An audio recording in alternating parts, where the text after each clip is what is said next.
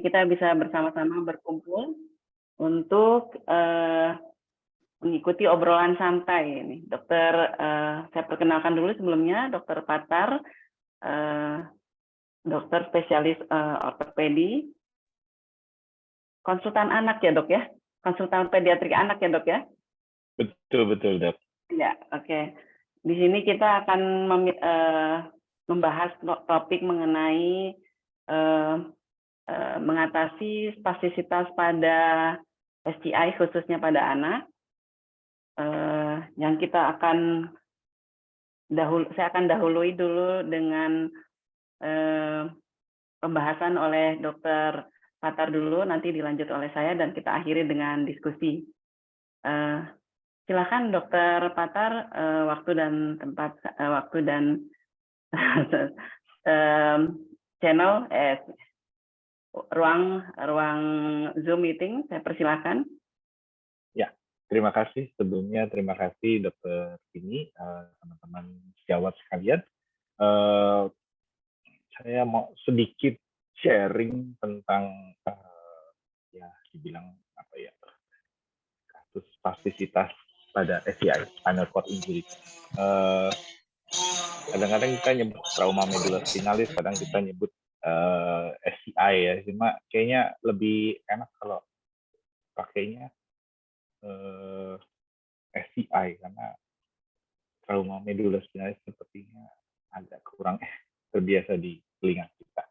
Ya, kalau boleh saya memulai, ya kita pasti semua sudah tahu lah apa yang dimaksud spastisitas. Salah satu yang paling penting itu dia adalah velocity dependent.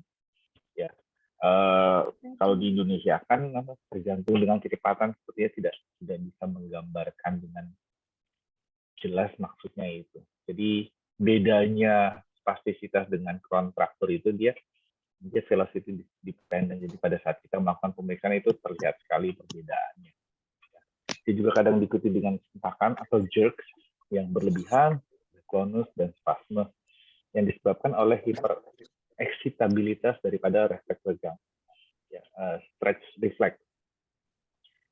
Nah, sebenarnya spastisitas ini kalau kita bilang ya symptoms ya, karena dia bisa terjadi di kasus stroke, cerebral palsy, multiple sclerosis, cedera otak, dan juga spinal cord injury. Jadi semua ini menunjukkan bahwa ini adalah lesi upper motor neuron. Jadi problemnya bahwa lower motor neuronnya itu masih intact, tapi dia kemudian tidak bisa mendapatkan feedback dari upper motor neuron. Sehingga yang terjadi lower motor neuronnya itu bertindak, ya bisa dibilang kita bertindak berlebihan tanpa ada mekanisme eksitasi maupun inhibisi daripada upper motor neuron, ya istilahnya kayak bawahan yang kerja tanpa perintah atasan, akhirnya tidak ada mekanisme pengaturannya. Nah, dikatakan bahwa lebih dari 80% pasien dengan SCI pasti akan mengalami spastisitas. Jadi ini kasus ya bisa dibilang hampir pastilah bahwa pasien dengan SCI akan mengalami spastisitas. Dan spastisitas seringkali menyebabkan peningkatan morbiditas pasiennya. Dari beberapa literatur dikatakan bahwa 65% pasien biasanya sudah akan mengalami berbagai macam level spastisitas pada saat dia pulang dari rumah sakit. Jadi cukup cepat ya itu manifestasi daripada SCI, spastisitas pada SCI ini. Dan bahkan dikatakan 35% biasanya udah butuh tata laksana. Artinya spastisitasnya ini sudah menyebabkan disabilitas atau gangguan quality of life atau gangguan fungsi daripada pasien. Sehingga ini salah satu simptom yang sangat penting untuk pertama dikenali dan kemudian pasti harus ditangani secepatnya.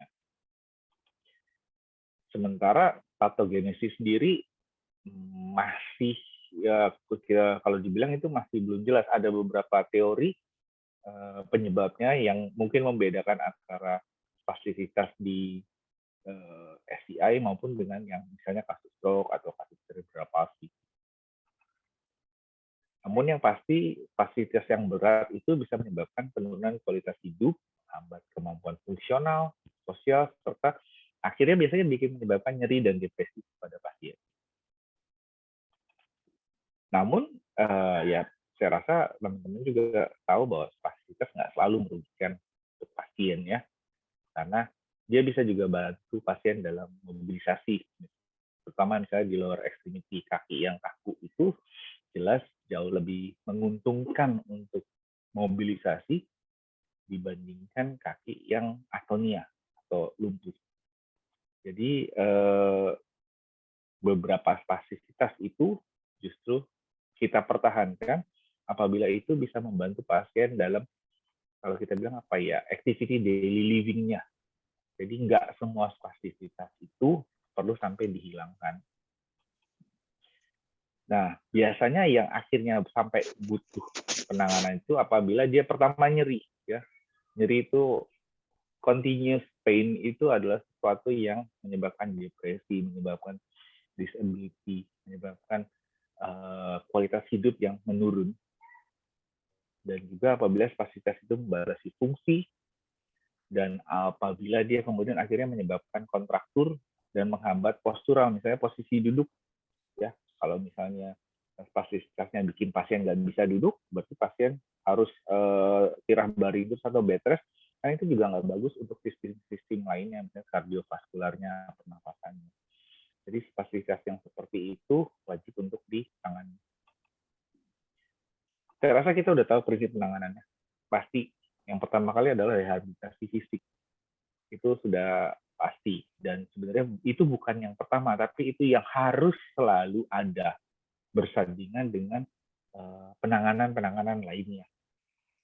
Kemudian kita tahu terapi farmakologis, bisa dari obat antispastisitas, baclofen, clonidine, tizanidin. Nah, baclofen ini bahkan di beberapa kasus, misalnya kayak sampai di cerebral palsy itu ada pump dia.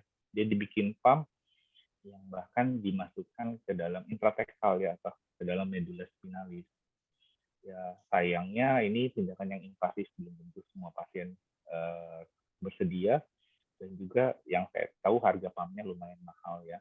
Jadi kita sering baca ini di literatur, tapi jujur aja di Indonesia saya belum pernah lihat ada yang pakai baclofen pump.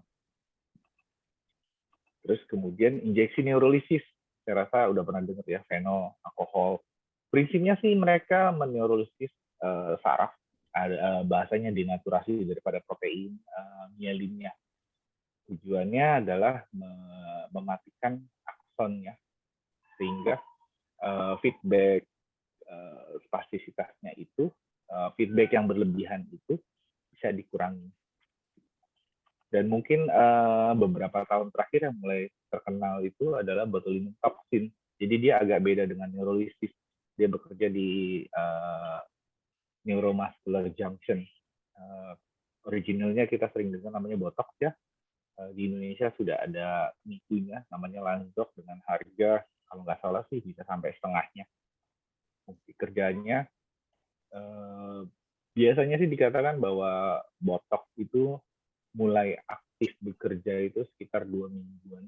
Makanya terkadang setelah kita injeksi botox, biasanya kita gips dulu, istilahnya nyuri start gitu. Nyuri start, kita stretch, sehingga pada saat botoxnya mulai bekerja, ototnya itu dalam panjang yang paling maksimal. Sayangnya botox ini kan sifatnya adalah protein, dan badan kita apabila ada protein yang asing dia pasti akan berusaha menghancurkan. Itu yang menyebabkan bahwa efektivitas daripada botox itu biasanya akan mulai berkurang. Ada yang 2 bulan, ada yang bisa sampai 6 bulan. Walaupun botox dikatakan bisa diulang, namun karena badan sudah menciptakan antibodi terhadap toksin ini, biasanya apabila dilakukan injeksi berulang, maka efeknya itu akan lebih pendek karena sudah ada mekanisme pertahanan tubuhnya. Namun dalam kenyataannya, dalam prakteknya botox masih bisa dilakukan atau diulang 2-3 kali. Namun dikatakan kalau lebih dari itu biasanya sudah relatif tidak efektif atau bilangnya cost-nya itu tidak sebanding dengan benefit-nya. Nah, kemudian selanjutnya kita ngomong dengan intervensi pembedahan. Ini ablasin saraf motorik ini yang lumayan invasif ya. Jadi dia bekerjanya di ganglion. Fungsinya untuk menghilangkan feedback tersebut, feedback yang berlebihan, eksitasi yang berlebihan. Biasanya dilakukan oleh dokter bedah saraf ataupun dokter ortopedi yang fokus di tulang belakang. Dan biasanya dilakukan dengan juga monitoring, intraoperatif monitoring dari bagian neurologi. Tujuannya untuk memastikan bahwa saraf yang diablasi adalah saraf yang tepat sesuai dengan yang kita inginkan. Namun sekali lagi, karena operasinya ini lumayan invasif, memang hanya selected cases lah yang cocok untuk dilakukan tindakan ini. Kemudian, nah di sini biasanya kita ortopedi punya peran ya, melakukan rekonstruksi muskuloskeletal, baik melalui prosedur jaringan lunak maupun osteotomi. Osteotomi itu tulang. Nah, apa saja sih yang bisa kita lakukan, ortopedi bisa lakukan pada pasien SCI? Jadi sebelum melakukan apa-apa, biasa selalu kita harus evaluasi dulu. Karena kan biasanya spasifitas itu ada pencetusnya. Sesederhana bahwa sentuhan pada daerah tertentu saja, jadi sinyal sensorik pada daerah tertentu bisa mencetuskan SCI. Ya, seperti misalnya lupus decubitus, mungkin ada kasus osteomyelitis juga, atau ISK, atau problem daripada gastrointestinal saluran cerna. Jadi sebelum kita lakukan operasi, yang lain-lainnya ini harus diberesin dulu. Karena kalau tidak akan menghambat atau tidak memaksimalkan daripada hasil rekonstruksinya. Dan kita harus pastikan bahwa semua terapi konservatif sudah dilakukan. Ya, tindakan rehabilitasi dan fisioterapi, ya obat-obatan, termasuk kita bilang ya injeksi yang tadi ya fenol alkohol ataupun botox, apakah sudah dicoba lakukan? Karena pembedahan ini sifatnya irreversible. Maksudnya kalau kita sudah lakukan, nggak bisa diputar balik gitu. Kalau misalnya kayak tadi botox itu, dia kan sudah dia akan hilang efeknya. Jadi memang pada sebelum kita melakukan tindakan yang invasif, kita memastikan bahwa ini memang sudah semua lainnya, alternatif lainnya sudah dilakukan. Dan juga, nah ini saya pertama ngomong pada anak-anak ya, karena anak-anak punya potensi penyembuhan yang cukup besar. Jadi kita harus evaluasi dulu, apakah tidak mungkin lagi ada perbaikan motorik. Terus kemudian bagaimana kekuatan motorik yang masih tersisa?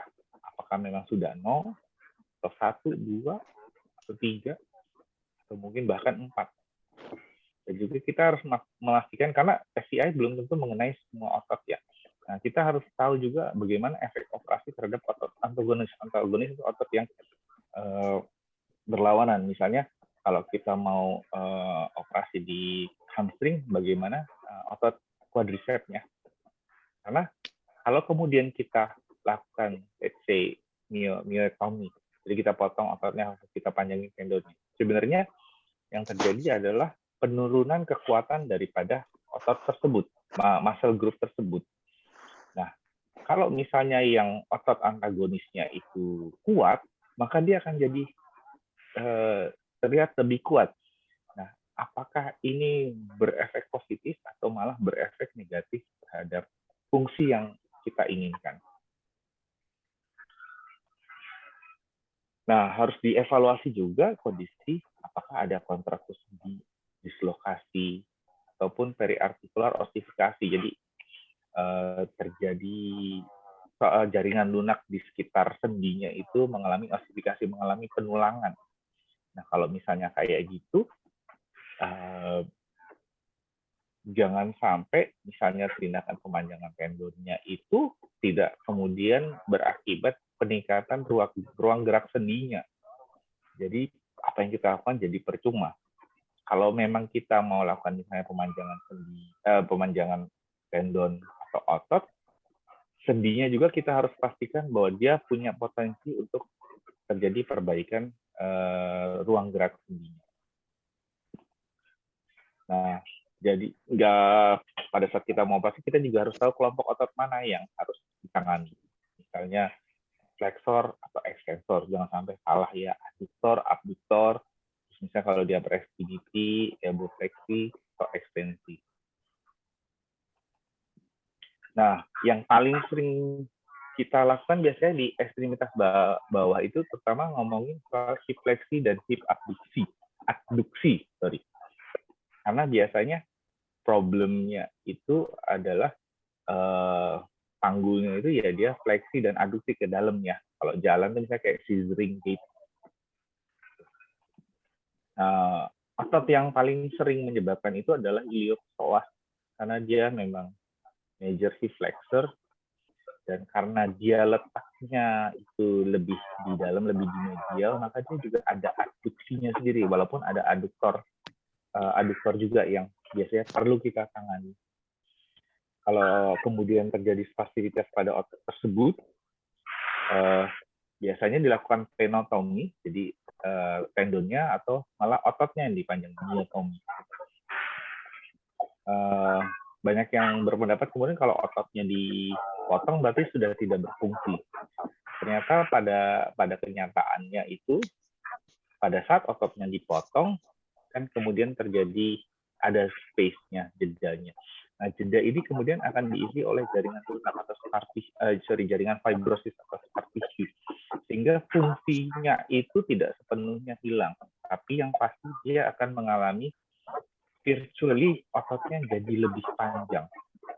Itu yang terjadi. Jadi efeknya mirip seperti kayak tendon kita panjang. Atau bisa juga langsung sarafnya obturator neuroektomi ya untuk menghilangkan spastisitas. Cuma kalau ini dilakukan, memang biasanya fungsinya akan relatif berkurang banyak. Nah, kemudian kalau pada lutut, biasanya pasti dia posisinya fleksi ataupun ekstensi. Nah, lutut itu terkadang terjadi secondary. Bisa terjadi karena kontraksi daripada hamstring. Dia terjadi karena kontraksi hamstring, atau secondary bisa karena flexion deformity daripada hip, jadi si panggulnya yang bermasalah, atau overaktivitas dari gastrocnemius. Jadi kita harus pastikan dulu, karena kalau kemudian kita lihat dia kontraktur lutut tanpa kemudian kita mengakses proksimal maupun distalnya, misalnya pada equinus gait terjadi fleksi daripada lutut itu sebenarnya mekanisme kompensasi. Kalau kita cuma benerin hamstring, kita benerin lututnya tanpa kita perbaiki di ankle-nya, maka kita akan menciptakan deformitas baru. Terkadang dengan kita mengkoreksi deformitas lainnya, misalnya di panggungnya ataupun di lututnya, di ankle-nya, lututnya sendiri kemudian akan terkoreksi tanpa perlu ada tindakan tambah. Jadi evaluasi penyebab ini penting dalam perencanaan operasi kita. Biasanya yang dilakukan ya pemanjangan tendon atau transfer tendon. Ya, misalnya terjadi karena hamstringnya lemah, kadang kita lakukan transfer daripada rectus femoris. Atau kalau misalnya justru hamstringnya yang memendek gitu, kita akan lakukan pemanjangan daripada medial. Paling sering adalah medial hamstring. Ada 3 otot gitu ya, gracilis, semitendinosus, maupun membranosus. Nah, kemudian untuk ankle, deformitas yang paling sering adalah deformitas equinovarus. Nah, biasanya yang paling sering itu adalah equinus dan varus, namun bisa juga diikuti dengan valgus. Ya. Teknik pemanjangan seperti di gambar ini ini semua ada level-levelnya. Dari level 1 itu yang murni tendon, level 2 itu mulai ke aponeurosis, 3 itu lebih tinggi lagi, sampai kemudian pemanjangan bisa di otot, kita bilang yang myoectomy. Semua masing-masing harus kita sesuaikan dengan pemeriksaan fisik kita.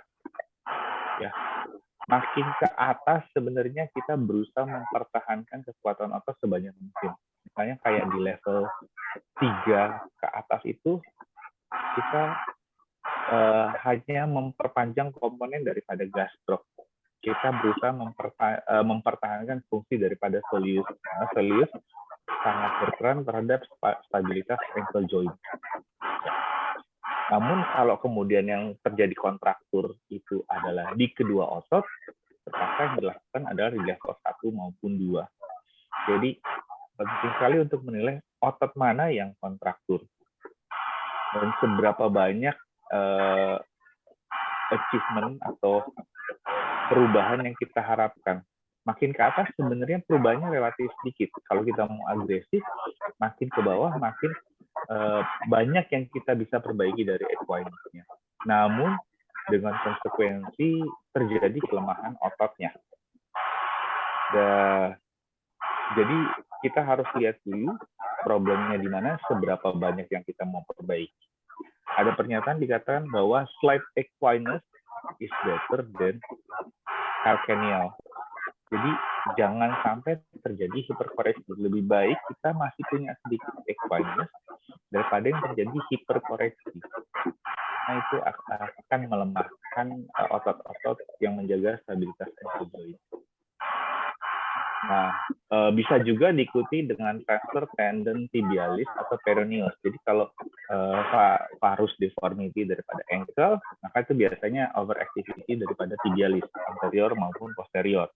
Itu bisa kemudian dipindahkan lebih ke depan. Jadi fungsinya lebih ke dorsiflexor. Kalau dia valgus, itu biasanya overactivity daripada peroneus. Sama, kita pindahkan lebih ke depan. Mau total maupun split transfer. Jadi tidak semua ototnya dipindahkan. Kalau jari biasanya kontraktor flex, bisa kontraktor dalam bentuk fleksi atau halus ekstensi.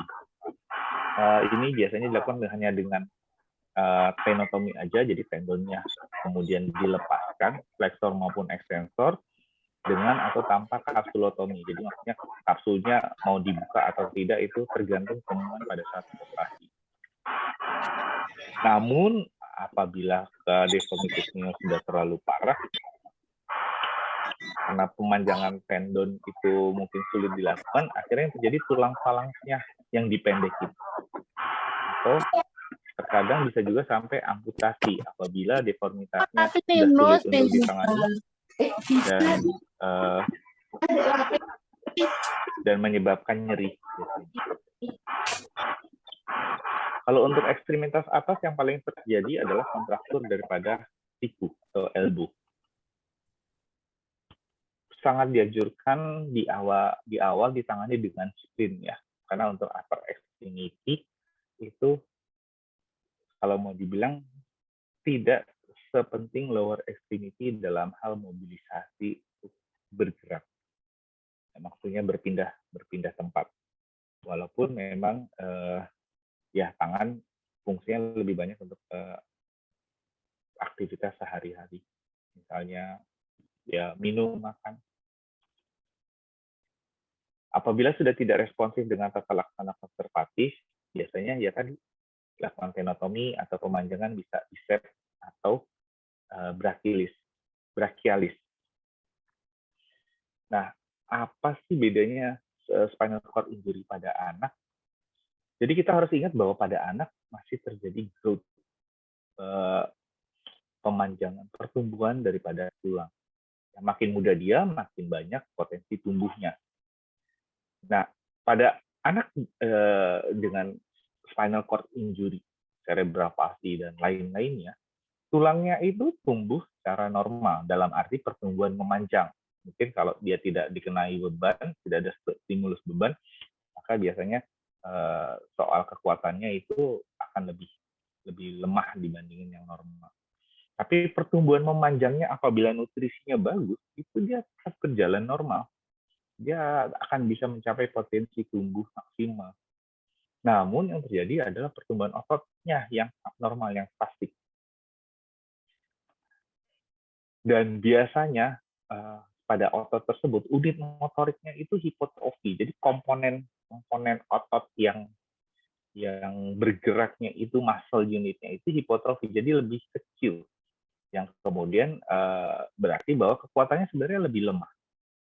Dan dia punya komponen tendon yang lebih panjang. Ya, jadi misalnya kalau pada normalnya, let's say pada otot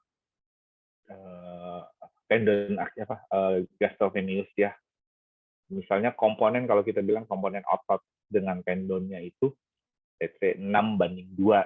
Nah, pada yang spastisitas itu bisa kemudian 50-50, bahkan bisa ototnya itu sangat hipertrofi dengan tendonnya yang panjang. Dan jeleknya otot spastisitas yang tidak dapat tata laksana yang adekuat, lama-kelamaan dia akan menyebabkan deformitas tulang, karena dia tarikan terus-menerus, tarikan abnormal. Sehingga tulang yang mungkin mestinya tumbuh lurus, dia bisa jadi tumbuh bengkok.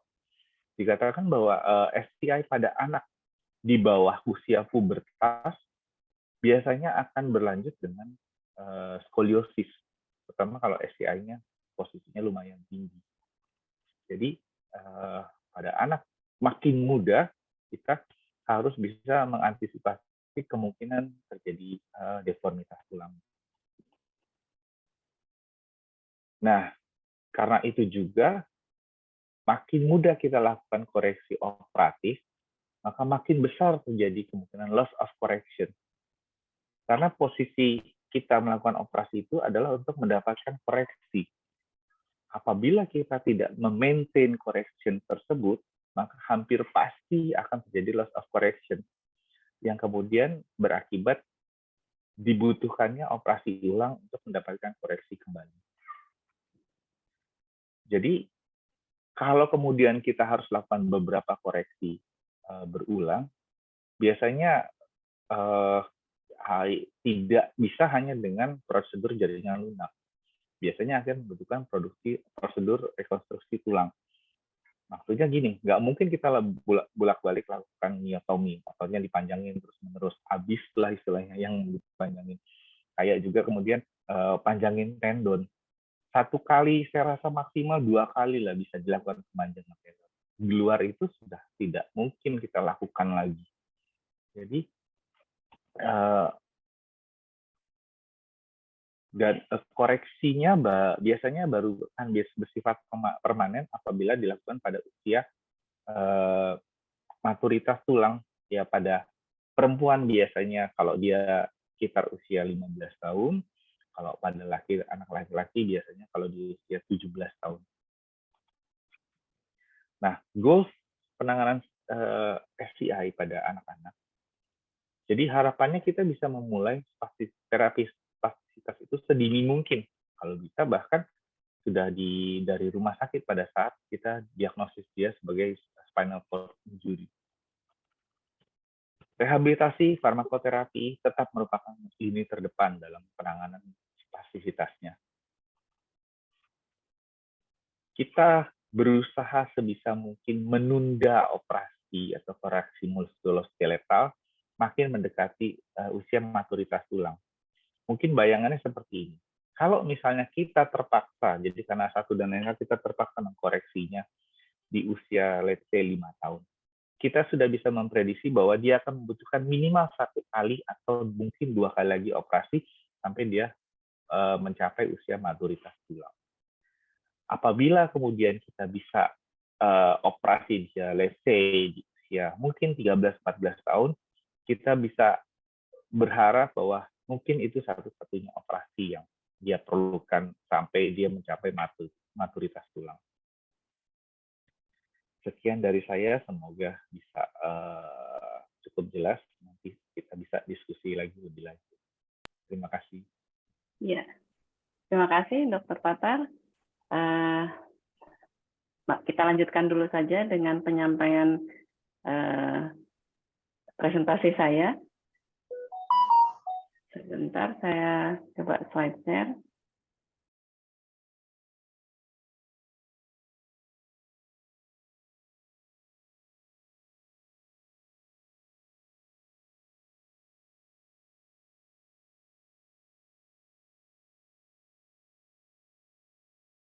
Ya, apakah mudah-mudahan sudah terlihat dengan jelas ya? Sebentar. Oke. Baik. Terima kasih. Terima kasih sekali Dr. Patar atas kesediaannya ikut berdiskusi dengan kita nih saat ini. Sebenarnya judul pertama kita itu tadinya mau memang spasisitas pada anak, berfokus pada spasisitas pada anak dengan SGI. Tapi mungkin judul saya di sini tidak mencantumkan anak karena dari segi rehabilitasi memang tidak terlalu berbeda jauh. Cuma memang ada beberapa konsiderasi yang harus dipikirkan pada pasien anak. Saya mulai saja. Ya, mengenai ini mungkin tadi sudah sempat disinggung oleh Dr. Patar. Jadi mungkin prinsipnya kita harus paham definisi ini untuk bisa membedakannya dengan kekakuan otot lainnya gitu. Jadi apakah itu sebagai masuk ke kategori spasisitas atau bukan. Yang terbaru adalah dari Pandian tahun 2005 bahwa gangguan kontrol sensori motor itu yang disebabkan oleh lesi upper motor neuron itu bahwa aktivasi ototnya terjadi secara involunter, intermittent, dan menetap. Oke, saya lanjutkan saja. Ini tadi sudah. Terus kemudian untuk asesmen klinisnya, seperti tadi saya bilang, kenapa definisinya menjadi penting karena kita harus membedakan antara spastisitas dan penyebab lain peningkatan tonus otot. Terus kita juga harus bisa mengidentifikasi adanya noxious stimuli pada pasien tersebut atau yang bisa men-trigger timbulnya spastisitas. Kita juga harus mengukur derajat spastisitas dalam menetapkan manajemen selanjutnya. Terus bagi tim rehab mungkin akses dampak spastisitas pada fungsinya itu terutama menjadi concern kita karena kita bergerak di bidang mengatasi masalah disfungsi pada pasien SGI ini. Nah, kita bisa mendapatkan input mengenai dampak spastisitas itu dari pasien, caregiver maupun anggota tim rehab lainnya. Untuk asesmen klinis ini harus dilakukan secara berkala dan pantau bagaimana pencapaian goal. Kalau goalnya belum tercapai atau kita perlu melakukan adjustment terhadap pemberian treatment dan termasuk juga pemberian obat. Untuk pengukuran spastisitas itu ada beberapa cara, tetapi yang paling sering digunakan dan memiliki reliabilitas yang baik adalah Ashworth Scale dan Modified Ashworth Scale. Ini kita tahu semua, mungkin saya cuma mengingatkan di mana 0 tidak terjadi peningkatan tonus, 1 terjadi peningkatan tonus ringan, tapi catch and release-nya di akhir lingkup gerak sendi. Terus kemudian 1 plus peningkatan tonus ringan, di mana catch, release, dan tahanannya di setengah lingkup gerak sendi. Sementara 2 lebih nyata sepanjang lingkup gerak sendi, tapi masih dapat digerakkan. Kalau 3 sudah sulit digerakkan, sementara untuk 4 posisi fleksi dan ekstensinya rigid. Apakah pasien membutuhkan terapi untuk spastisitasnya? Ini tadi sudah disinggung juga oleh Dr. Patar. Saya sedikit mengevaluasi lagi, mengulang sedikit mengenai apa yang kita pikirkan mengenai efek dari yang merugikan dari spastisitas, yaitu bisa timbul nyeri, bisa timbul kelelahan, mengganggu tidur, bisa timbul komplikasi muskuloskeletal, tadi sudah disampaikan bisa kontraktur, dislokasi atau skoliosis, dan merupakan penyebab juga dari neurogenic lower urinary tract dysfunction dan neurogenic bowel. Apabila spastisitas ini tidak dapat dikontrol geraknya, maka akan menyulitkan pada saat mobilisasi, pada saat positioning maupun bracing. Spastisitas juga ini bisa menimbulkan termasuk sebagai faktor risiko dari timbulnya pressure injury, terutama di area-area di mana terjadi tekanan yang lama dan cukup besar, juga untuk di area-area tonjolan tulang. Spastisitas juga merupakan penyebab timbulnya disfungsi seksual pada pasien SGI, dapat menurunkan rasa percaya diri, dan yang terakhir adalah menyulitkan bagi caregiver dalam membantu pasien. Untuk efek menguntungkannya, ini kita dapatkan bahwa spastisitas dinyatakan dapat membantu pasien dalam berdiri. Nah, itu terutama dipakai untuk juga terutama dalam transfer ya, dan termasuk juga dalam beberapa kondisi pasien jadi mudah untuk lebih mudah untuk berjalan. Kemudian lebih membantu untuk gerakan upper extremity yang dibantu oleh ortosis ya, dibandingkan dengan apabila pasien ototnya fleksib. Spastisitas juga menunjukkan tanda adanya ISK, karena itu tanda biasanya begitu ada bukan cuma ISK tapi termasuk infeksi lainnya. Nah, itu menjadi tanda bagi kita tenaga kesehatan maupun keluarga pasien bahwa adanya infeksi.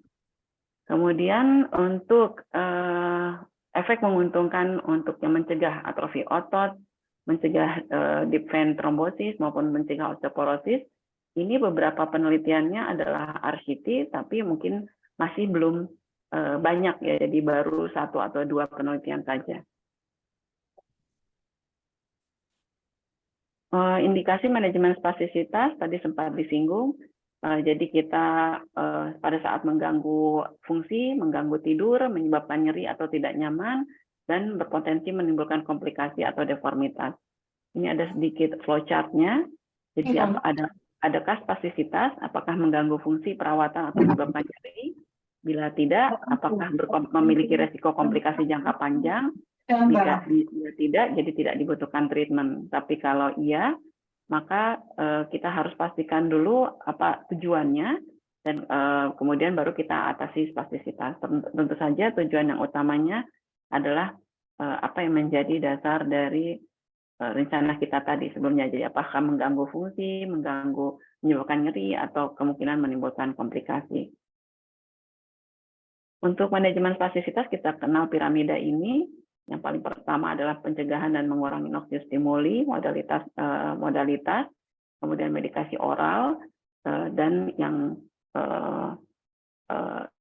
intervensi, baik motor point block maupun injeksi botox dan venol seperti tadi sudah disampaikan Dr. Patar, dan yang ke atasnya mungkin bagian dari neurosurgery dan prosedur ortopedik. Untuk kita awali dengan pencegahan dan mengatasi noxious stimuli. Patke dan Cetan pada tahun 2013 sudah membuat semacam resume dari keseluruhan hal-hal yang bisa menyebabkan spastisitas, di mana ada yang dan mereka mengkategorikan sebagai self-report, jadi pasien melaporkan sendiri bahwa setiap kali dia mengalami masalah bladder, apakah itu ISK atau ada batu, itu maka spastisitasnya meningkat. Atau misalnya ada masalah bowel, misalnya apakah ada impaksi, ataupun konstipasi, atau obstipasi, atau termasuk juga beberapa pasien yang berat terjadi ileus obstruktif. Nah, itu dia disertai juga dengan spastisitas yang meningkat. Siklus menstruasi, stres mental, dan pakaian ketat termasuk juga adalah ortosis yang kekecilan atau tidak tepat, ya. Selain itu, ada yang dimasukkan kategori dihasilkan dari objektif clinical test. Gitu. Jadi jadi berdasarkan ditemukannya secara klinis terbukti, yaitu kehamilan, postur yang salah, dingin, ada irama sirkadian, dan terakhir pressure injury. Pressure injury ini baik yang sudah dengan infeksi maupun yang grade-nya cukup besar. Nah, itu meningkatkan atau menjadi suatu noxious stimulus pada spastisitas. Ada beberapa teori, mungkin beberapa laporan maupun case report yang menyatakan bahwa heterotropik osifikan, adanya hemoroid dan DVT, adanya demam, gangguan pola tidur, kelelahan, dan bracing, Mungkin ini termasuk sebagian di antara yang tadi disebutkan, tapi sebenarnya tidak terbukti secara baik secara dilaporkan maupun secara pemeriksaan fisik. Untuk pemberian modalitas, kita awali nih gerak pasif, ini tentu saja dari rekan-rekan kita dari fisioterapi maupun dari okupasi terapi, maka kita dapat berikan tentu saja stretching berkala atau peregangan itu merupakan standar dari pelayanan untuk mengatasi spastisitas. Ya. Ini sebenarnya level evidence-nya adalah 2. Untuk berdiri pada tilting table atau prolonged standing dan hipoterapi ini adalah menggunakan terapi dengan menggunakan kuda, di mana berdasarkan pada rhythmic movement. Ya, jadi diteliti bahwa rhythmic movement itu bisa menurunkan spastisitas. Nah, ini berada di level evidence 4. Untuk gerak aktif kita ada hidroterapi, ada VS assisted cycling sama robot assisted exercise. Saya mulai sedikit dari sekian banyak itu, mungkin yang saya mau elaborate lebih lanjut adalah hidroterapi. Prinsip dasar hidrodinamik adalah bahwa densitas tubuh kita lebih kurang dari air, sehingga setiap kali kita masuk ke dalam air, maka air itu akan berpindah. Nah, itu yang kita paling terkenal adalah hukum Archimedes, ya. Terus ada drag force, jadi gaya menahan dalam tubuh untuk melawan gerakan air. Ini yang dijadikan dasar untuk bahwa hidroterapi juga termasuk latihan yang menguatkan otot. Ada dasar buoyant, yaitu menurunkan gaya gravitasi sehingga membawa tubuh ke permukaan, di mana terapis akan lebih mudah untuk melakukan gerakan-gerakan pada pasien. Ada tekanan hidrostatik, di mana tekanan air melawan gravitasi juga sama, sehingga berat daripada pasien bisa berkurang, dan termodinamik.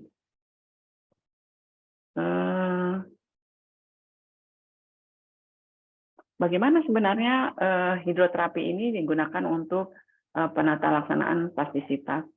Untuk saya menemukan ada sebuah review terbaru di tahun 2023 yang membahas mengenai evidence dari improvement lower limb function. Ya, di sini dinyatakan bahwa hidroterapi adalah komponen penting dalam treatment pada pasien SCI.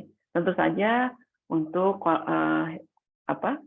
center-center di mana kolam hidroterapinya juga mempunyai alat bantu untuk membantu pasien turun ke kolamnya, ya. Nah, ini walaupun untuk spastisitasnya sendiri itu masih merupakan sebuah biasanya dalam penelitian itu tidak berdiri sendiri, ya. Jadi beberapa penelitian disertai dengan pemberian medikamentosa. Untuk functional electrical stimulation yang assisted cycling, ini ada beberapa review dan meta-analisis. Dinyatakan bahwa intervensinya dapat menurunkan spastisitas pada lower ekstremitas. Oke, ini di tahun 2002 kalau nggak salah. Selanjutnya ada systematic review dengan meta-analisis mengenai efek dan dosis dari VS pada cycling training pada spastisitas. Dinyatakan bahwa bisa meningkatkan spastisitas, kemampuan berjalan, dan kekuatan dari otot bawah, otot anggota gerak bawah. Nah, tapi mungkin jadi masalah adalah pada systematic review ini adalah beberapa penelitiannya itu tidak ada yang RRCT. Jadi semuanya hampir beberapa adalah non-RCT dan beberapa adalah systematic review yang dilakukan meta-analisis, dan beberapa adalah case report atau case study, gitu, ya. Terus kemudian ini sedikit mengenai VS assisted cycling. Saya belum tahu, mungkin nanti kita diskusikan apakah sudah ada center di Indonesia yang menggunakan functional electrical stimulation seperti ini ya. Oke. Saya lanjut dengan modalitas lain, ada neuromuscular electrical stimulation. Ada beberapa cuma dikit aja nggak habis. Ada beberapa studi yang cukup baik sebenarnya, tapi jumlahnya tidak terlalu banyak, jadi kita dinyatakan bahwa bisa mengurangi spasisitas antara 45 sampai 65%, dan dengan menggunakan outcome EMG maupun menggunakan outcome lingkup gerak sendi. Terus kemudian untuk TENS bisa memodulasi abnormal spinal inhibitory circuit. Modalitas lain sebenarnya masih membutuhkan penelitian lebih lanjut, walaupun mereka penelitiannya cukup baik sebenarnya, kategori RCT atau non-RCT. Nah, misalnya yang mungkin kita coba mulai lakukan di Fatmawati sebenarnya adalah seperti electrical ESWT ya. Kita coba untuk apakah bisa untuk lebih baik dalam menangani spasisitas. Tentu saja kalau untuk ESWT ini penggunaan pada anak-anak ini masih kita batasi. Sementara untuk bracing dan spleen, terutama dalam mempertahankan fungsi tangan, mungkin sudah dibahas sebelumnya dalam diskusi Inaskon sesi sebelumnya. Untuk medikasi oral, sama seperti sudah disampaikan tadi oleh Dr. Patar, jadi sebenarnya paling penting adalah evaluasi dan monitor efikasi dan efek samping penggunaan obat. Jadi ini ada beberapa yang menjadi sering disampaikan dalam beberapa guidelines atau pedoman, tapi yang mungkin yang agak sulit ada adalah dantrolen ya di Indonesia ini. Terus kemudian klonidin juga masih belum terlalu dipakai. Ini saya sedikit sampaikan karena menyangkut yang cukup sering kita temui di rumah sakit adalah baclofen, diazepam, dan tizanidin untuk dosis dewasanya. Di samping pada kolom kedua, sementara untuk dosis anak kita bisa mulai untuk baclofen di 0,125 mg per kilogram berat badan per dosis. Nah itu 5 mg itu misalnya pasiennya usia 12 tahun ke atas, bisa kita mulai di 5 mg. Maksimalnya di 80 mg untuk yang usia 12 tahun ke atas. Baclofen ini kita harus berhati-hati untuk withdrawal-nya ya, jadi ada risiko kejang dan halusinasi. Sementara untuk diazepam itu ada risiko sedasi, drowsiness, dan ketergantungan. Sementara untuk tizanidin ini masih awal juga, banyak penelitian yang mungkin masih tidak sebanyak baclofen dan diazepam, bisa menyebabkan sedasi dan hipotensi. Tapi menjadi pilihan juga karena tizanidin termasuk obat yang cukup banyak ya, termasuk mungkin di tingkat RSUD juga banyak ya. Jadi bisa menjadi pilihan kita dengan tetap memperhatikan. Dari sekian banyak obat-obatan ini, kita tetap harus memperhatikan bahwa pasien tidak dalam kondisi terganggu ginjal dan livernya ya.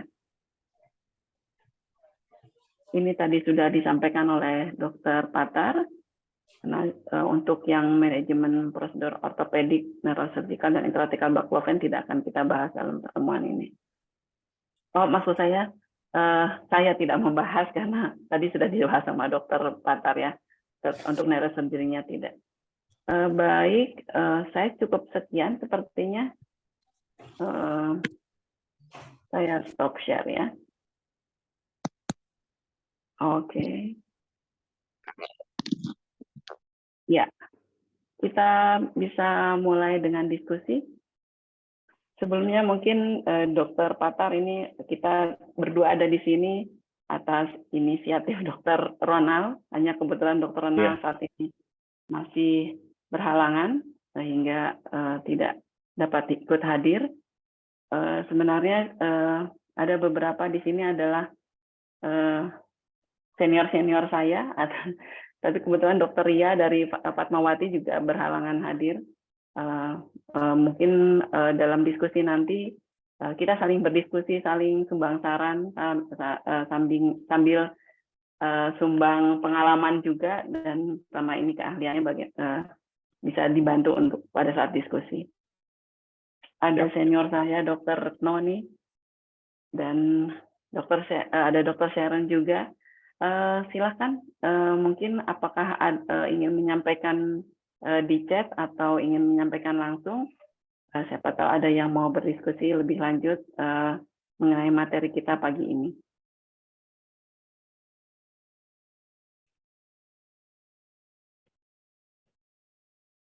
Oke. Mungkin saya coba nanya dulu Dokter Atar, bagaimana dok pasien SCI?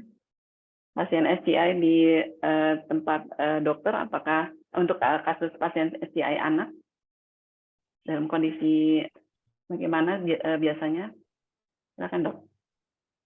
Jadi memang kasus SCI ya dari penelitian pun dikatakan bahwa SCI pada anak tidak terlalu banyak dok. Jadi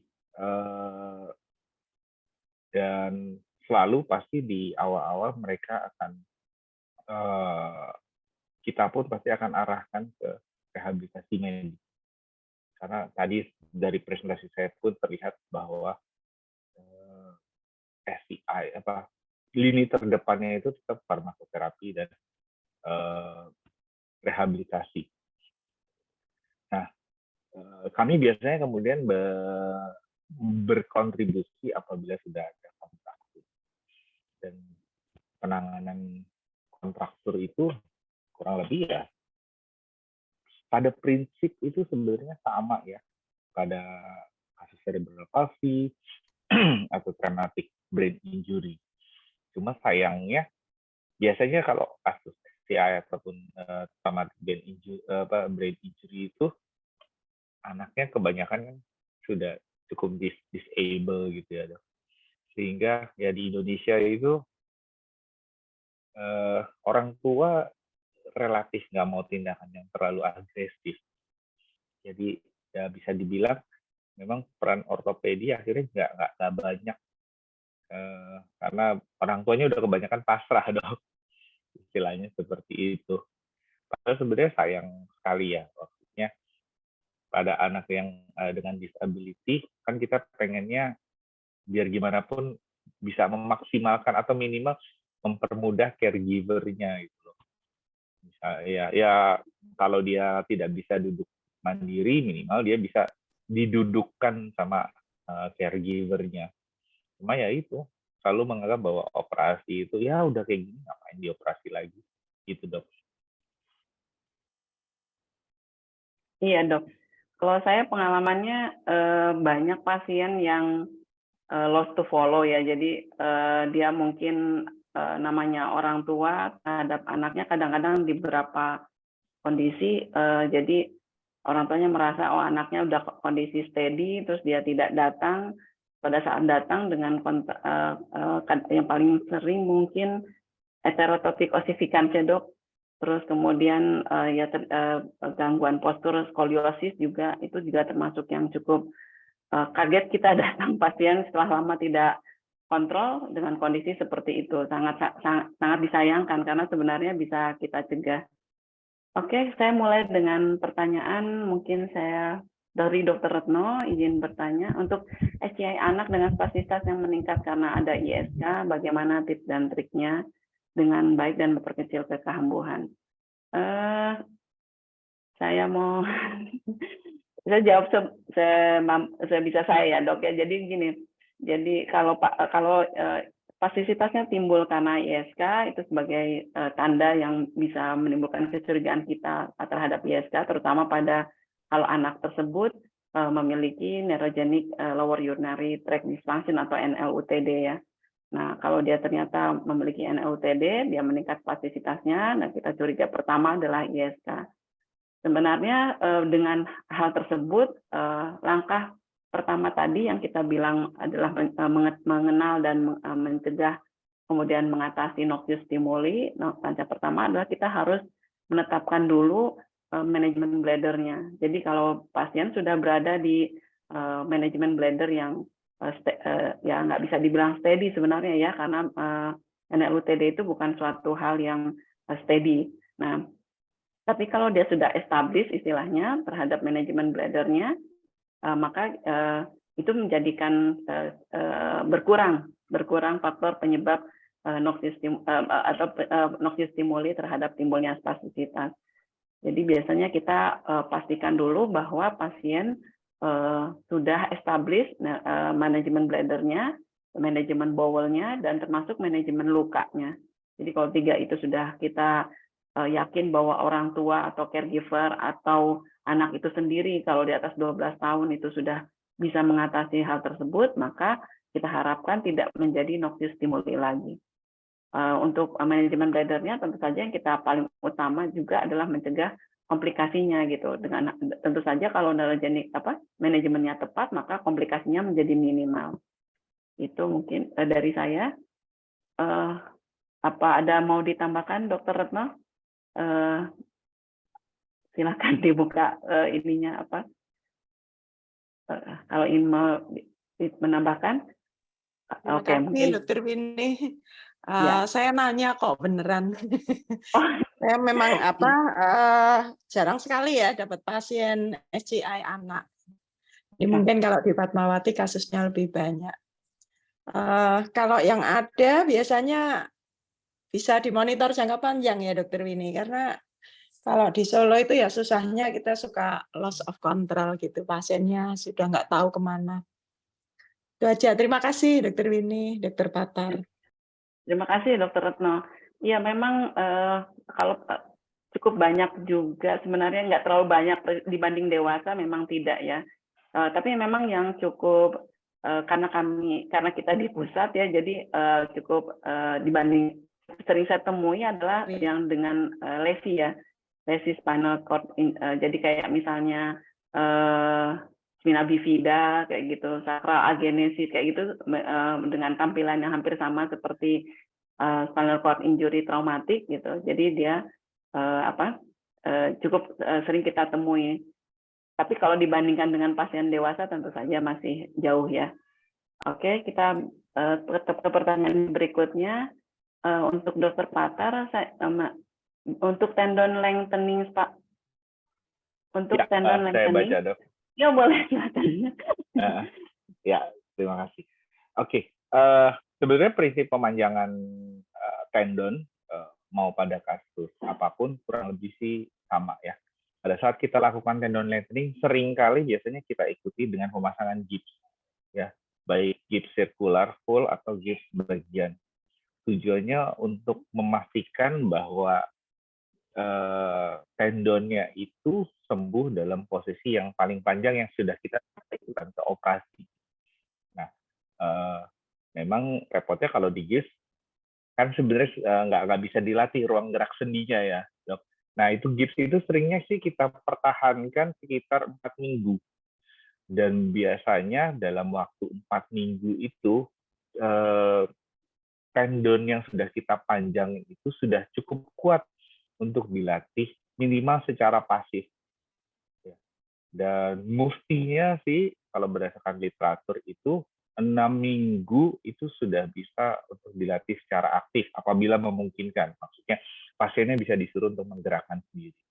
Tapi setelah kita buka gipsnya, biasanya akan segera kita kirim ke rehabilitasi untuk segera dimulai tindakan rehabilitasi.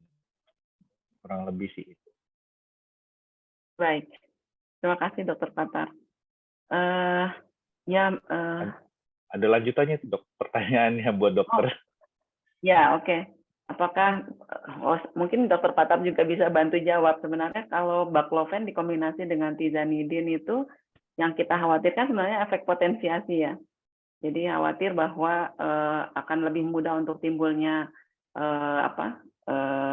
sedasi gitu. Mungkin Dr. Patar ada pengalaman untuk kombinasi baclofen dengan tizanidin?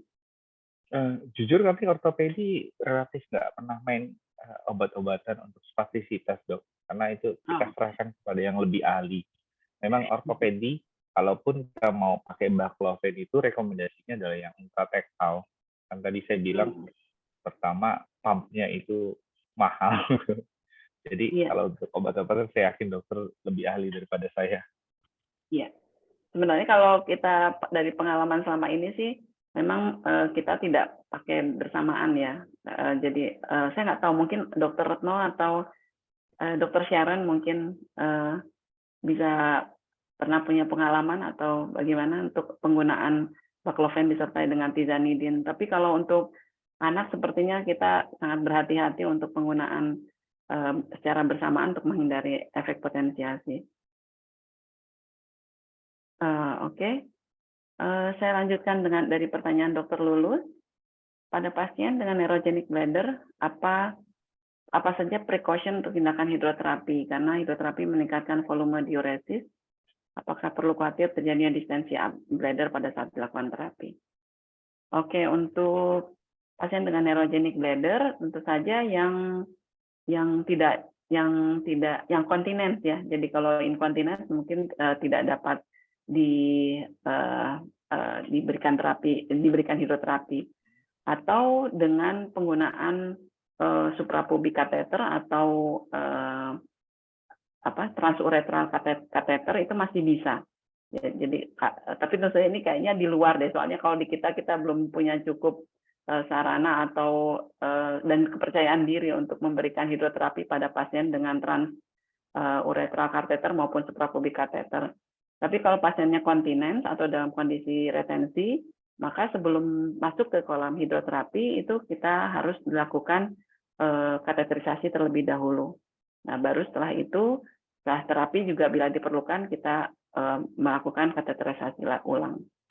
Jadi dan namanya terapi juga sebenarnya tidak berlebihan, jadi antara 30 menit, sekitar 30 menit mungkin kalau untuk anak-anak, mungkin kalau dewasa bisa lebih. Mungkin dari sini ada dari fisioterapi yang bisa bantu punya pengalaman untuk pasien SCI diberikan hidroterapi, tapi biasanya kita aturannya di sekitar 30 menit. Untuk pertanyaan dari Dr. Nila nih, Dok, untuk Dr. Patar. Ya, terima kasih. Apa saja pertimbangan surgery ya? Satu hal sih kalau di bidang ortopedi, kita biasanya bilang bahwa gini, ya kita bersyukur dengan adanya botox ya, maupun fenol ataupun alkohol.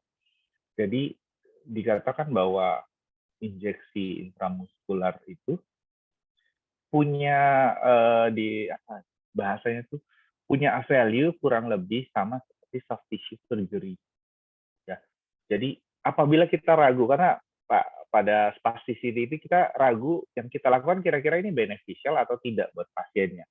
Nah, biasanya kan itu kita dapatnya pada usia yang relatif muda ya. Apabila kita ragu, maka sebenarnya dilakukan injeksi untuk spasticity itu banyak fungsinya sebagai trial kira-kira kalau kita nanti operasi, misalnya kita ngomong equinus deformity ya, kita coba injeksi di gastroknya.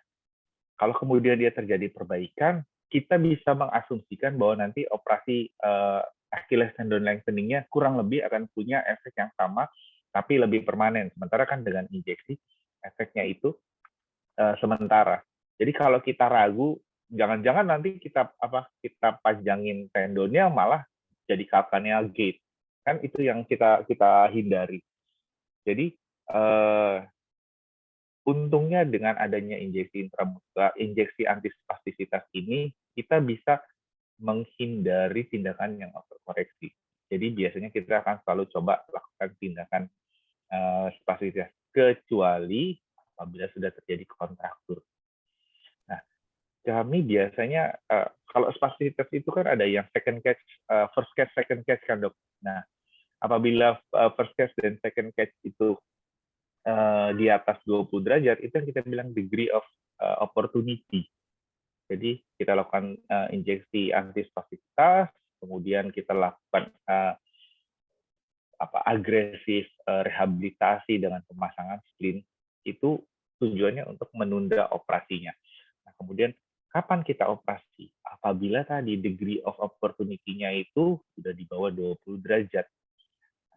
Itu kita akan lakukan tindakan entah tendonectomy, entah myotomy, fungsinya kan untuk memperpanjang muscle unitnya itu, muscle unit kita ngomong antara otot plus tendon, entah yang dipanjangin sisi sini atau yang sisi sini, itu semua tergantung dari pemeriksaan.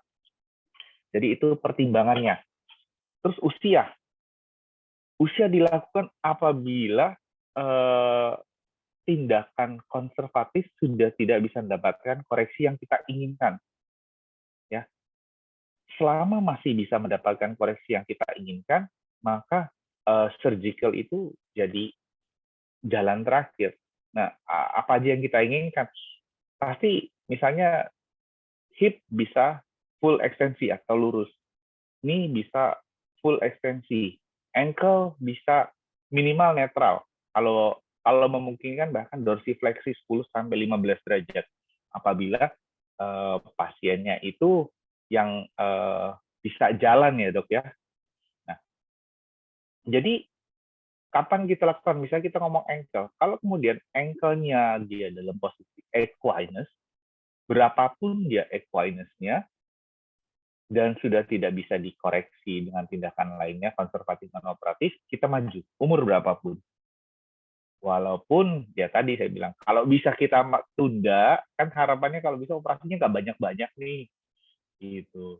Jadi kalau kita melihat pasti ada potensi dia untuk perbaikan dengan tindakan rehabilitasi maupun farmakoterapi, kita akan selalu usahakan tunda. Makanya pemeriksaan fisik itu penting sekali. Apakah ada yang dilakukan tendon lengthening pada usia muda? Ada. Usia 3-4 tahun juga ada. Karena sudah nggak bisa mencapai minimal posisi netral ankle-nya nggak bisa. Tapi kalau memungkinkan kita selalu usahakan makin tua akan makin bagus. Terus kapan kita lakukan soft tissue atau osteotomi? Ya, biasanya kita selalu utamakan soft tissue dulu, karena soft tissue biasanya recovery-nya lebih cepat. Karena osteotomi, kalau kita ngomong osteotomi kan berarti kita potong tulangnya. Itu artinya seperti patah tulang. Nah, patah tulang pada kondisi normal aja, mulai bisa dipakai jalan itu mungkin latihannya partial weight bearing itu mungkin di 2 bulan, 3 bulan, kadang-kadang 4 bulan. Nah, pada pasien dengan spasticity, spinal cord injury, biasanya tulangnya itu osteopeni, kemudian prolong imobilisasi, makin riskan. Sehingga apabila anak yang mobile ya bisa berjalan gitu walaupun dengan spastisitas, kalau kita lakukan osteotomi maka efeknya itu dia jadi nggak bisa jalan cukup panjang. Jadi kita sangat hati-hati sekali memikirkan untuk melakukan tindakan osteotomi karena kita tahu bahwa nanti rehabilitasinya bisa tertunda panjang. Tapi kalau kemudian koreksi daripada soft tissue-nya tidak bisa mendapatkan koreksi yang baik, apa boleh buat? Terpaksa di osteotomi. Begitu kurang lebih. Oh ya, soal prognosis. Ya, sayangnya sih kalau misalnya makin muda spastisitasnya, makin berat, misalnya sampai terjadi tetraplegic, memang prognosisnya jadi makin jelek. Ya, balik lagi kayak cerebral palsy. Cerebral palsy untungnya kan kita pakai GMFCS ya. Di GMFCS itu masing-masing punya goals yang berbeda. 1, 2, 3 kita bisa bilang kita pengennya kalau bisa anaknya jalan walaupun dengan alat bantu. Kalau 1 bahkan tanpa alat bantu, 2 mungkin sedikit alat bantu, 3 dengan alat bantu. Pada saat 4 dan 5 goals-nya itu udah bukan buat jalan. Jadi kalau nggak buat jalan kita mungkin nggak perlu ngomongin tendon lengthening, kita ngomonginnya sekalian aja tendon attachment supaya misalnya tidak ada kontraktur sama sekali gitu. Jadi goals masih di SCI saya belum pernah melihat pengelompokan kayak GMFCS, tapi saya rasa kita juga bisa pakai seperti GMFCS, tergantung dia di level mana, goals-nya apa, itu menentukan seberapa kita agresif dalam melakukannya. Begitu dok, kurang lebih. Baik, terima kasih Dokter Patar. Saya sambung lagi dengan mengenai noxious stimuli untuk saya dan Dokter Patar.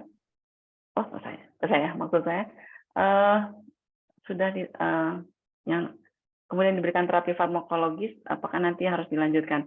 Jadi prinsip pertama kita atasi noxistimuli. Kalau dengan noxistimuli mungkin perlu 2 atau 3 hari noxistimulinya teratasi, bahkan bisa sampai 3 hari misalnya noxistimulinya teratasi, spastisitasnya belum berkurang, nah baru kita berikan antispastisitas, terutama pada anak ya.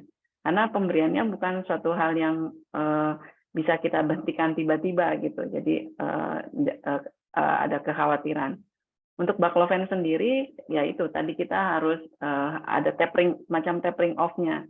Jadi kita turunkan secara bertahap dosisnya dengan sampai dosis di mana spastisitasnya sudah tidak mengganggu lagi di luar bahwa tidak ada noxistimulinya. Kemudian kalau lagi perawatan kami evaluasi hampir setiap hari gitu. Jadi maksudnya apakah spastisitasnya berkurang dengan mengatasi noxistimuli dan dosisnya perlu dinaikkan apa tidak. Tapi kalau untuk rawat jalan mungkin biasanya kan setelah establish di rawat inap atau kalaupun kita mau berikan di rawat jalan tentu saja dengan dosis minimal dulu, kemudian kita tingkatkan secara bertahap. Mungkin per minggu ya kalau dilihat dari peningkatan dosis obat itu adalah per minggu, jadi kemungkinan kita harus evaluasinya per minggu. Untuk tapering off-nya juga demikian, jadi kita lihat per minggu, terus kemudian kita rencanakan untuk tapering off, kita bisa ke tapering off. Tapi kita ketahui bahwa spastisitas itu kan karena sifatnya yang menetap, karena lesinya adalah di sistem saraf, nah itu kita harus mempertimbangkan efek merugikan dan menguntungkan dari pemberian obat tersebut.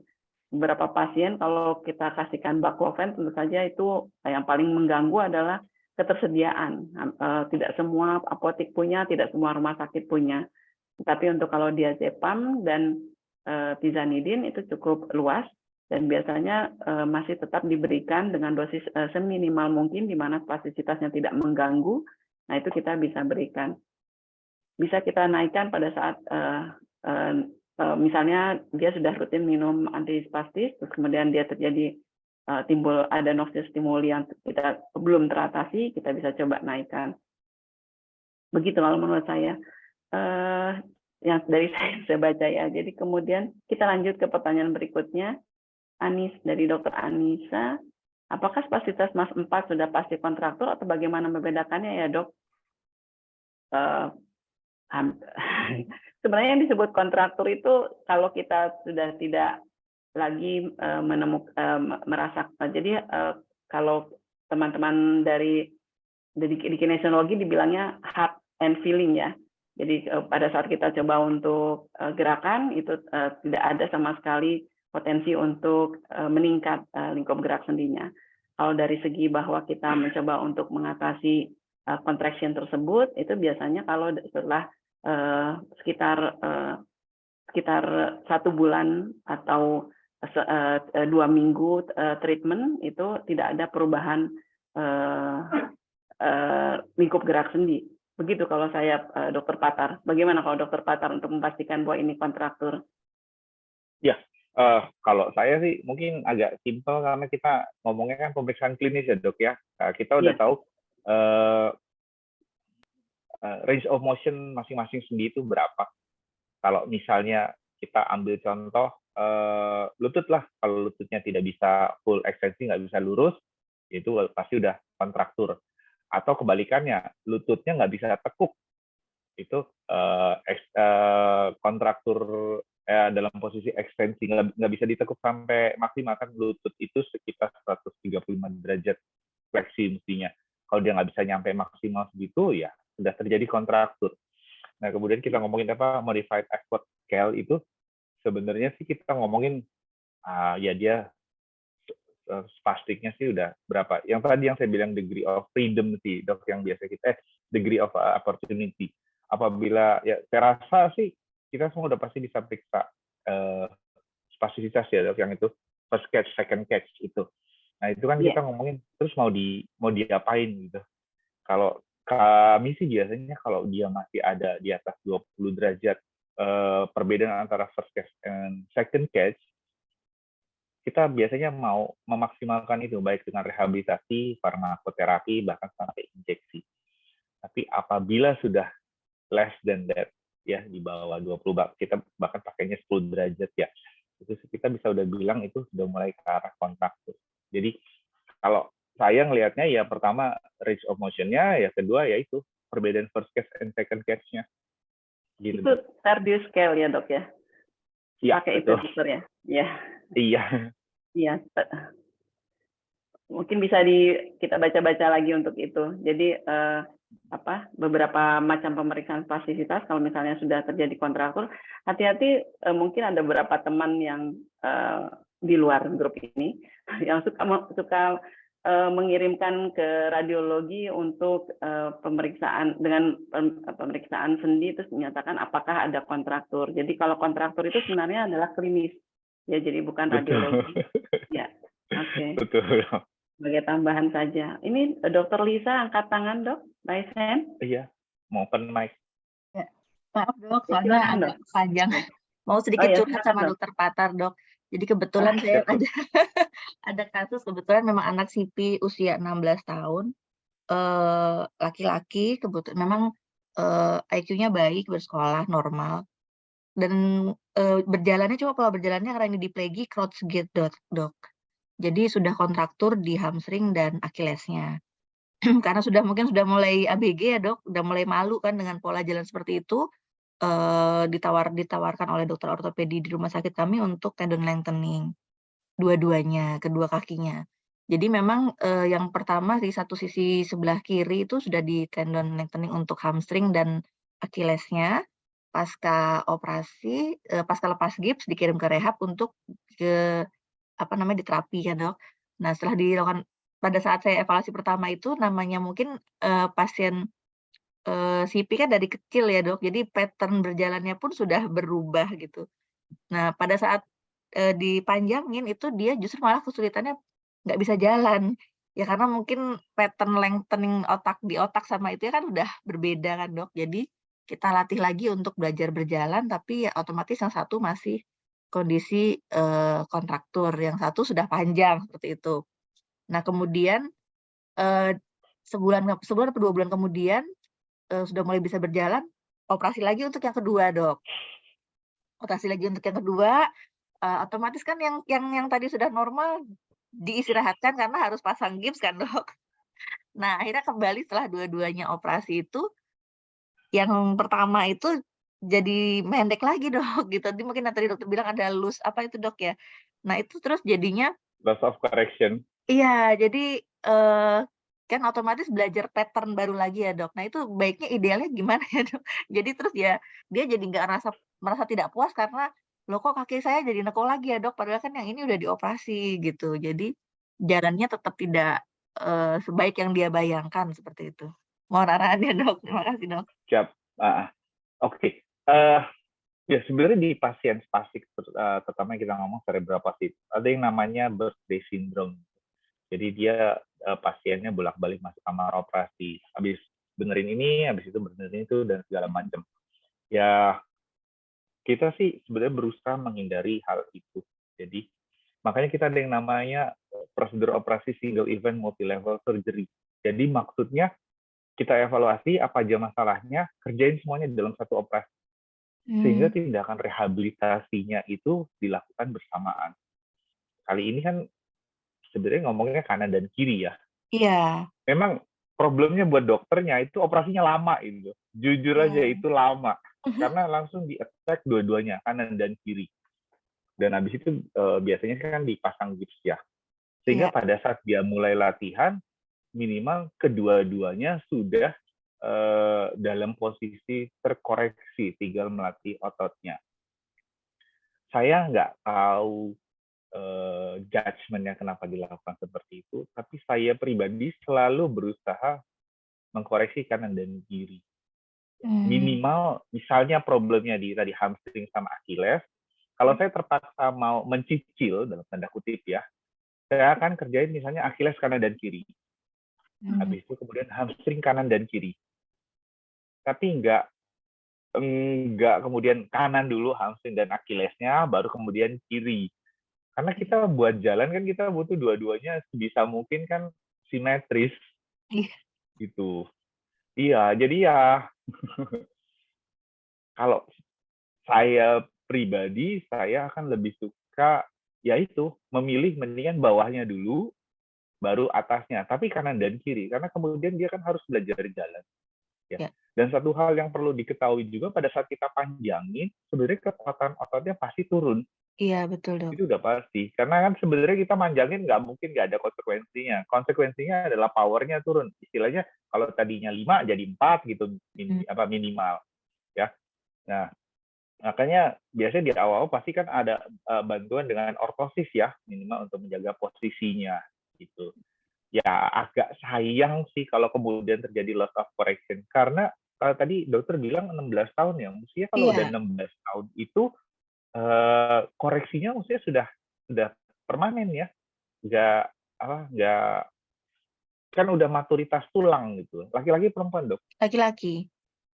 Laki-laki ya tinggal sedikit lagi. Mestinya sih sifatnya sudah permanen dok kalau udah usia segitu ya di operasinya.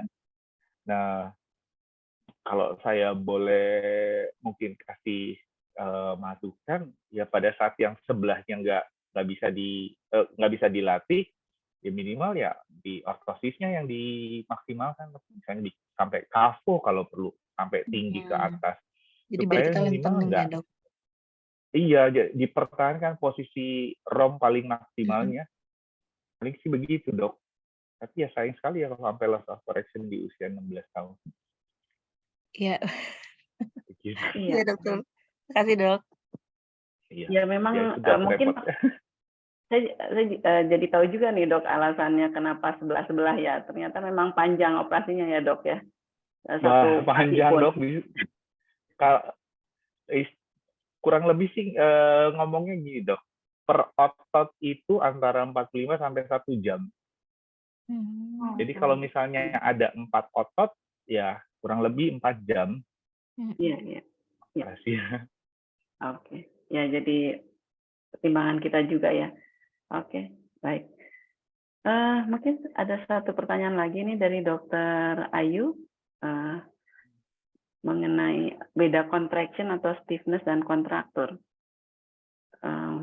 Mungkin tadi sebagian sudah kita bicarakan ya Dokter Patar ya. Jadi kalau stiffness ya tentu saja lebih ke apa? Ya, contraction atau stiffness itu sebenarnya ada rasa bahwa sendi masih bisa digerakkan. Untuk waktu mungkin tidak bisa jadi patokan karena beberapa sendi besar mungkin selalu diawali stiffness yang lebih lama dibandingkan sendi-sendi kecil. Ya, jadi kalau misalnya tangan atau kaki itu misalnya kalau dia terlalu lama di posisi yang statis, itu untuk terjadinya contraction dan kemudian jadi kontraktur mungkin lebih cepat kalau nggak salah ya Dokter Patar. Nah jadi ini perbedaannya mungkin lebih ke bahwa pada kontraktur kalau dari kalau kita lihatnya bahwa pada saat menggerakkan sendinya tadi, mungkin tadi Dokter Patar sudah sampaikan juga mengenai kontraktur ya dok ya, karena dokter pakai Tardieu scale dan apa tadi ya dok, secara klinis, pemeriksaan saat klinis, secara klinis ya dok ya. Boleh mungkin diulang lagi dok, Dokter Patar. Ya kalau saya sih, ya, ini kan ngomongnya stiffness ya, bukan Ya. spasticity. Kalau spasticity ya itu yang tadi yang saya bilang pakai first sketch, second sketch ya. Oh iya, oh iya. Jadi kalau saya sih melihatnya gini, stiffness sama contraction, saya nggak pakai contraction karena nanti takut salah. Ya, kontraktur itu sesuatu yang sudah permanen, ya. Jadi maksudnya ya sendinya udah nggak bisa diapa-apain. Sementara stiffness itu kita masih bisa perbaiki ruang gerak sendinya, sifatnya tidak permanen. Kalau kami sebagai dokter bedah sih melihatnya gini, kalau udah kontraktur, kalau kita mau perbaiki, pilihannya biasanya memang dengan tindakan pembedahan, dok. Jadi sesuatu yang invasif. Nah, pada saat kita mau melakukan sesuatu yang invasif, kita mastiin dulu bahwa ini benar apa enggak. Jadi kalau di cerebrapalsi itu dibilang jangan pernah memutuskan melakukan sesuatu, apalagi operasi, hanya dengan satu kali pertemuan. Karena belum tentu itu yang kita temukan. Bisa aja lebih berat, bisa aja enggak. Ya ini bisa juga dia stiffness. Jadi kalau kita tidak yakin ini kontraktur atau stiffness, kita latih dulu. Kita usahakan stretching. Kita ya kalau di rumah sakit pasti kirim ke rehab ya, atau minimal kita ajarin keluarganya, caregiver-nya minimal bagaimana stretching yang benar. Habis itu seminggu kemudian evaluasi ulang. Ada perbaikan tidak dari range of motion-nya dia? Kalau dia ada perbaikan, itu bukan kontraktur, karena kontraktur nggak mungkin membaik hanya dengan stretching exercise, apalagi cuma 1 minggu. Gitu loh. Kalau klinis sih, kalau dari saya ngeliatnya gitu loh. Dan Iya. ya itu evaluasi ulang lagi. Kita dokumentasi range of motion dia, misalnya ekstensi maksimal cuma sampai 15 derajat hari ini. Ya udah diajarin aja dulu. Kalau dia stiffness, ada potensi untuk membaik dengan stretching exercise. Begitu dok kalau dari saya. Ya, saya sebenarnya setuju juga dok. Jadi kita tentukan kontraktur itu setelah mungkin pada pemeriksaan awal kita duga, terus kemudian apabila kita berikan treatment itu biasanya antara 2 sampai 4 minggu kita evaluasi apakah ada perubahan besar sudutnya. Apabila tidak, baru nanti biasanya kita anggap sebagai sudah sampai end feeling.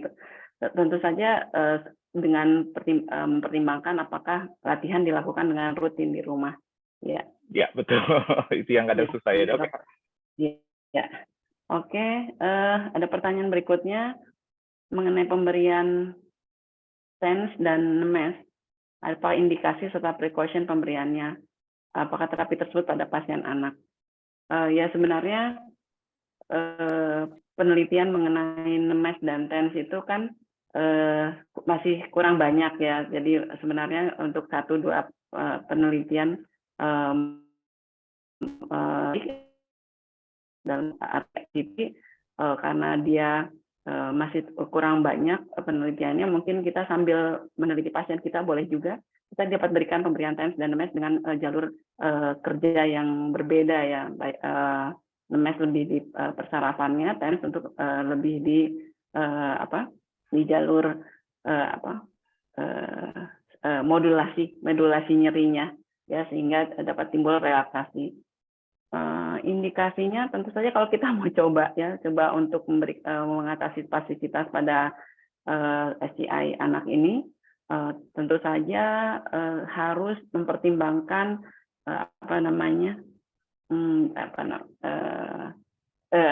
kemampuan anak itu menerimanya ya. Jadi kalau kita berikan tentu saja kalau NEMES memang biasanya dia lebih kecil frekuensinya, jadi asal ada timbul kontraksi, sementara pada TENS bisa lebih. Hanya memang harus adaptasi kemampuan anak untuk mendapatkan TENS tersebut. Kalau tadi yang saya sampaikan itu lebih di dewasa kayaknya TENS dan NEMES-nya. Yang mungkin jadi pertimbangan baru adalah tadi yang saya bilang SWT ya, SWT atau RSWT itu kadang-kadang kita berikan pada spastisitas baik di SCI maupun di CP juga kita mulai berikan. Tapi tentu saja dengan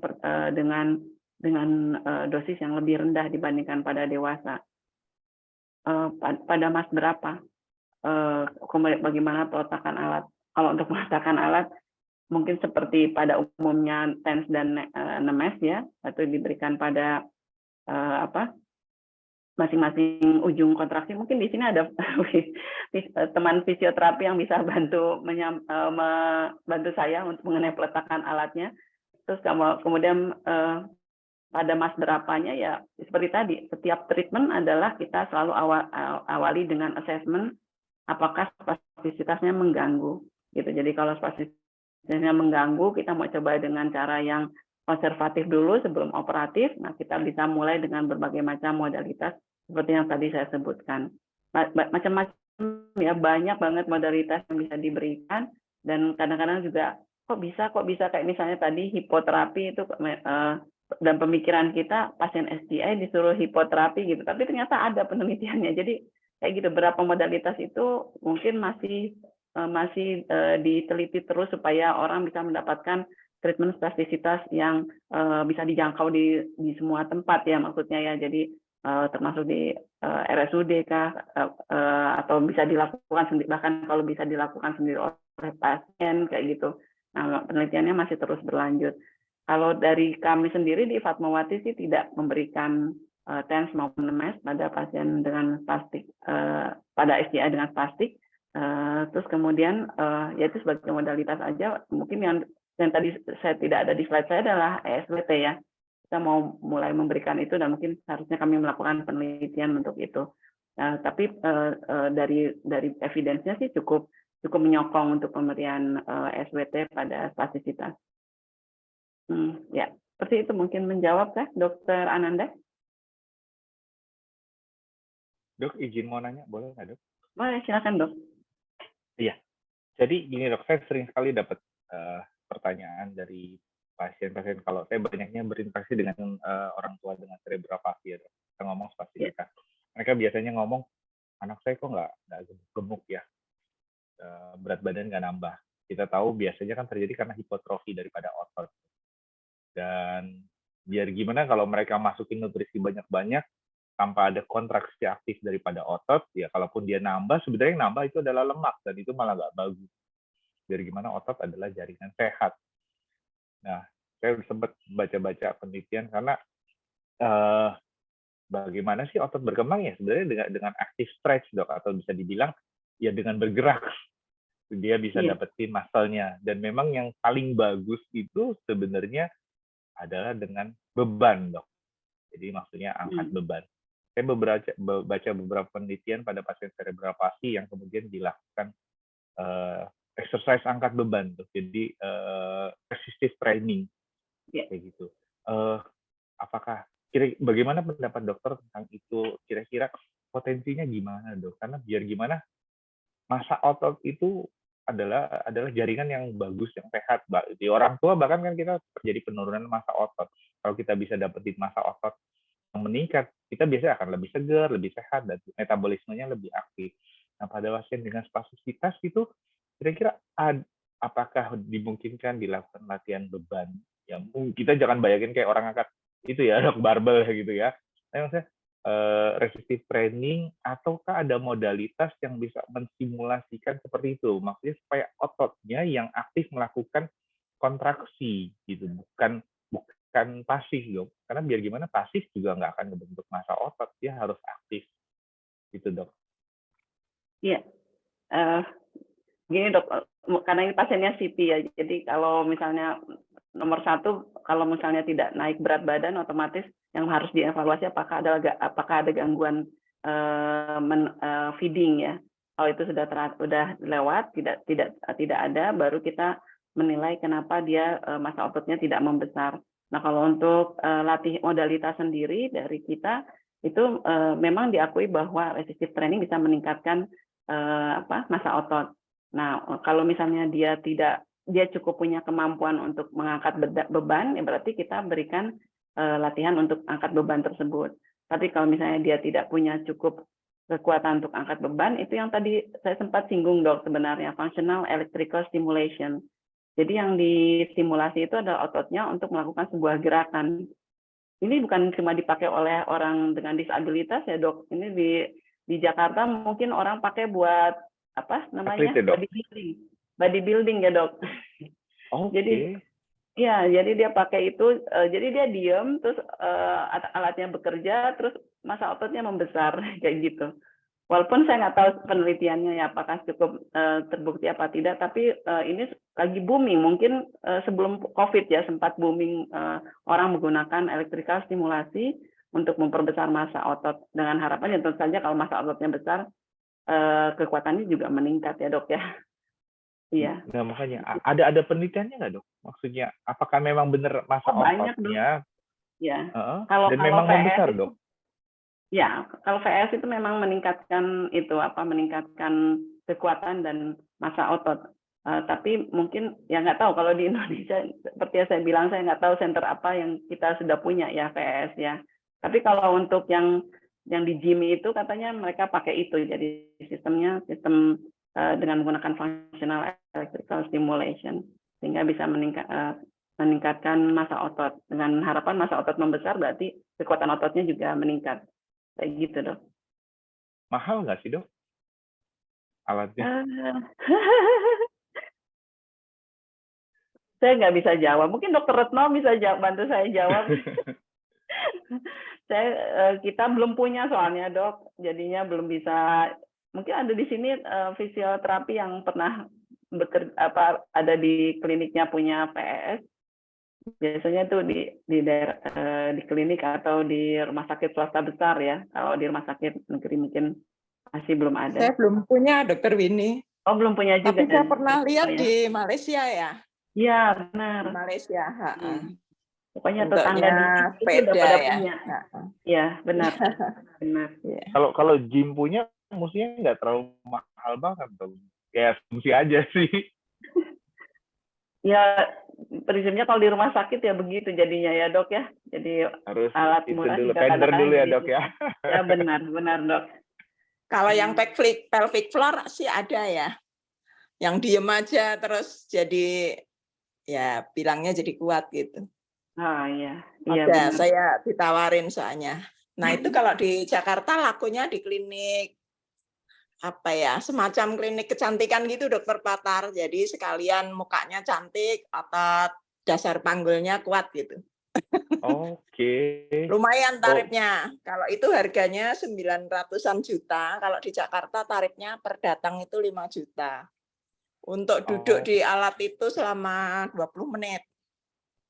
Tapi apakah benar terjadi kontraksi daripada ototnya gitu? Jadi kontraksi aktif lah, Dok. Nah, itu kita juga baru mau demo itu, karena kalau testimoninya ya namanya juga artis ya, kebetulan saya lihat ya dia bilangnya jadi lebih jarang ke toilet yang biasanya beser gitu, jadi lebih tahan lama. Suara Dokter Retno nih. Iya. Sebenarnya penelitiannya masih sedikit-sedikit sih, Dok. Masih sampel size-nya kecil-kecil gitu. Iya. Dan kayaknya di RSCM juga dipinjemin tuh alat ya di urologi. Oh, oke. Iya. Iya. Kenapa nggak dicoba ke otot yang gampang dievaluasi gitu, Dok? Misalnya biceps ya kelihatan gitu. Setelah misalnya dilatih sebulan, kita ukur lingkarnya. Kalau panggul saya agak baru susah. mau akan, Dokter Patar. Baru mau akan bikin, tapi untuk atlet boccia. Jadi atlet boccia tuh kebanyakan cerebral palsy. Nah, cuma gini, masalahnya pelatih tuh takut ya kalau dilatih itu jadi lebih bagus dan kelasnya jadi berubah. Jadi dia pingin ya disabilitasnya tuh di situ aja. Nanti kalau berubah jadi bagus, pindah kelas kan lawannya juga berubah. Itu yang masih perlu perjuangan. Sebetulnya alatnya, atletnya tuh udah ada. Nanti kalau sudah ada, saya kabari. Iya, nanti kalau sudah ada, Dokter Retno bicara ya, Dok, tentang ini ya, Dok. Iya, saya juga masih lama, ntar itu. masih bujuk-bujuk pelatihnya dulu. 900 juta ya, Dok? Mahal juga ya? Iya. Lumayan, Dok. Ya mungkin ini ke depannya ya, harapannya ya. Jadi bukan sekedar TENS atau NES saja, tapi sudah ke functional electrical stimulation. Pasiennya cukup, maksudnya dengan disabilitas bisa mendapatkan manfaat yang cukup banyak. Kalau di luar negeri itu rata-rata ke arah sana. Jadi yang sudah terbukti dan di banyak protokol guidelines itu dipakai adalah functional electrical stimulation. Jadi tidak terlalu berkembang untuk TENS dan NES ya. Untuk tata laksana spastisitas ini. Mungkin yang berkembang juga RSWT atau ESWT itu juga lagi menuju ke arah sana. Mudah-mudahan jadi lebih lebih bisa diakses termasuk juga oleh seluruh dokter atau dan terapis di seluruh Indonesia ya. Jadi harapannya bukan cuma alat-alat yang khawatir gitu, kalau alat-alat yang mahal itu kadang-kadang nggak semua area punya gitu. Termasuk hidroterapi juga itu, Dok, masih baru cuma beberapa center saja yang punya hidroterapi. Dan kalaupun Fatmawati punya pun kita belum bisa untuk membantu, nggak punya alatnya tuh untuk bantu pasien turun ke dalam kolam renang itu kita masih sangat sederhana hidroterapi di Fatmawati itu. Maksudnya alatnya. Kalau terapisnya sih 2 jempol. Kalau alatnya kebetulan kita karena sebenarnya kita kan center SCI, tapi kita untuk alat memindahkan pasien dari kursi rodanya ke dalam kolam renang itu kita belum punya. Kayak begitu sepertinya. Kita sudah sekitar 1 jam 45 menit nih, Dokter